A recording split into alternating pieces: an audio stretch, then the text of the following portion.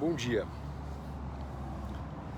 Falar um pouquinho sobre a pandemia do coronavírus e o estado das coisas aqui, no mundo inteiro, mas principalmente aqui no Brasil, e um pouquinho de ênfase ao que está acontecendo aqui em Curitiba. O mundo inteiro adotou a estratégia de isolamento social, né, o tal do lockdown, para minimizar os efeitos da pandemia, principalmente não sobrecarregar o sistema de saúde, não superar a capacidade das UTIs em receberem casos mais graves, para que a simples escassez, digamos, de leitos de UTI não fosse um fator de agravo, ou seja, não aumentasse a mortalidade, morbidade e mortalidade pela doença. Muito bem. O que nós sabemos hoje? Nós sabemos muito mais hoje do que há 2 meses atrás. O que está muito claro hoje? Quem são as pessoas que complicam e precisam de UTI, que precisam de internamento e que muitas vezes acabam vindo a óbito? São idosos, obesos, diabéticos, hipertensos, coronariopatas, pneumopatas e imunossuprimidos.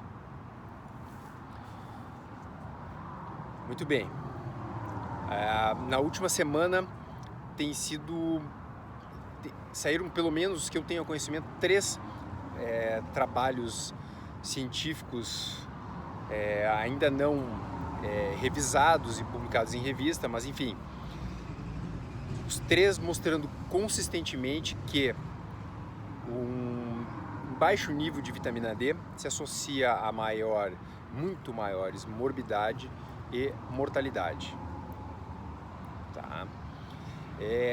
Num vídeo anterior, logo no início do lockdown, eu falei que as condições associadas a complicações, todas elas tinham uma associação a baixos níveis de vitamina D. Um parênteses importante: a idade por si só, intrinsecamente, é um fator de risco para baixa vitamina D. Mas existe um fator comportamental, com certeza associado, que aumenta essa deficiência de vitamina D entre os idosos, que é o simples fato de que certamente eles se expõem menos à luz solar, saem menos de casa, porque são mais dependentes, às vezes tem uma motivação menor, faz parte do envelhecimento, e enfim, muitas vezes os lugares têm um acesso não tão facilitado para idosos. Uma série de circunstâncias faz com que idosos saiam menos de casa. Muito bem. Então, idade, obesidade, diabetes, pressão alta, doença cardiovascular, são todos problemas agravados pelo que eu gosto de chamar de domesticação do homem. O homem não só domesticou animais, o homem domesticou a si mesmo. Então, se a domesticação do homem aumenta o risco de complicações e morte pelo coronavírus, será que aumentar o nível de confinamento, que é o que o isolamento social e o lockdown estão promovendo, será que essa é a melhor estratégia para minimizar os efeitos dessa pandemia? Principalmente aqui no hemisfério sul, onde nós vínhamos do verão, passando pelo outono. Não tenho noção exata de como é que é o comportamento do clima ao longo do Brasil inteiro, mas nós aqui do sul, principalmente Paraná, especialmente Curitiba e Santa Catarina, nós vivemos um outono de muito sol, né? E temperaturas altas, consequentemente. E então, nós estamos ainda vivendo, graças a Deus, um momento de uma taxa de luz ultravioleta extremamente positiva. Isso é positivo não só diretamente para a nossa saúde como um todo, para o status de vitamina D, mas também certamente diminuindo o contágio pelo coronavírus, por qualquer vírus, né? No início não se sabia, mas agora está muito claro que o vírus ele sobrevive pouquíssimos minutos, 2 minutos, quando expostos à luz solar. Aí você associa isso ao fator vento, que aumenta a dispersão. Digamos assim, você pode pensar, não, mas aumentando a dispersão aumenta o perigo. Não, aumentando a dispersão diminui a concentração.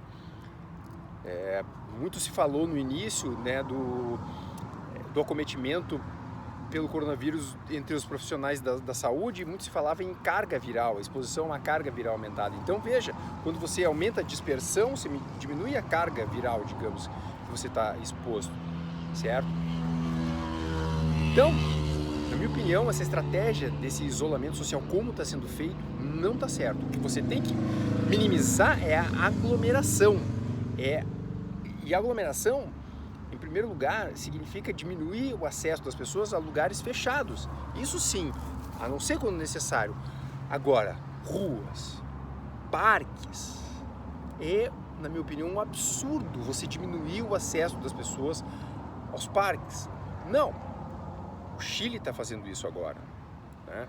O Chile está dando um exemplo, ele está abrindo o acesso aos parques, estimulando as pessoas a irem aos parques, certo?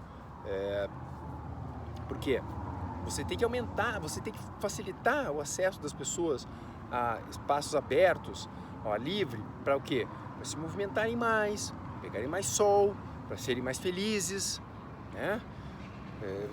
É óbvio que você ficar confinado a 4 paredes compromete o seu bem-estar psicológico, né? Aumenta a depressão.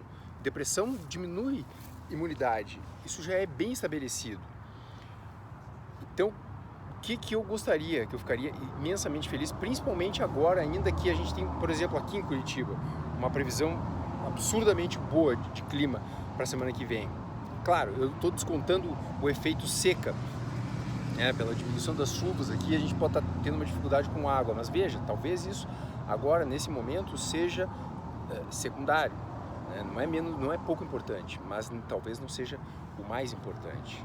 Enfim, o que eu gostaria imensamente é que os governantes, ao invés de cada vez mais diminuírem o acesso aos parques, como está sendo feito aqui no nosso Parque Barigui, não facilitassem o acesso aos parques. Para quê? Para que essas pessoas, por exemplo, que hoje estão trabalhando, não estão trabalhando menos, tivessem para onde ir, ao invés de ficar trancado dentro de casa, comendo porcaria, vendo televisão o tempo inteiro, não, tivessem acesso a esses parques, fossem incentivados. Para quê? Para melhorar o seu status de saúde e tendo contato com pessoas infectadas, que desenvolvessem uma doença mais leve, diminuindo a sobrecarga aos hospitais e às UTIs, certo? E o que deveria se querer, se fala muito no achatamento da curva, mas veja, digamos assim, vamos dizer que num espaço de, digamos que vamos pegar 2 lugares em que você não excede a capacidade de atendimento, principalmente de alta complexidade, em UTI, por exemplo, certo? Ao longo de, vamos dizer aí, 6 meses. Teve uma curva mais íngreme, que é o modelo sueco, digamos assim, né? Várias recomendações, mas sem restrições, né? E outro você pega uma curva mais achatada, certo? Se no final de 6 meses, 3, 6 meses, enfim, a taxa de morbidade e mortalidade for a mesma, a única coisa que você conseguiu com esse isolamento social foi piorar os efeitos econômicos para o seu país, estado, cidade, enfim, né? Você não modificou absolutamente nada, certo? Agora, sim, se você diminuiu a área abaixo da curva, ou seja, você diminuiu a mortalidade nesse período, ou seja, no período até que a imunidade de rebanho foi conseguida, foi atingida, isso sim é uma vitória para todos, certo? E aumentar, melhorar a saúde das pessoas é a única coisa que pode fazer com que nós tenhamos uma área abaixo da curva melhor, tá bom? Valeu!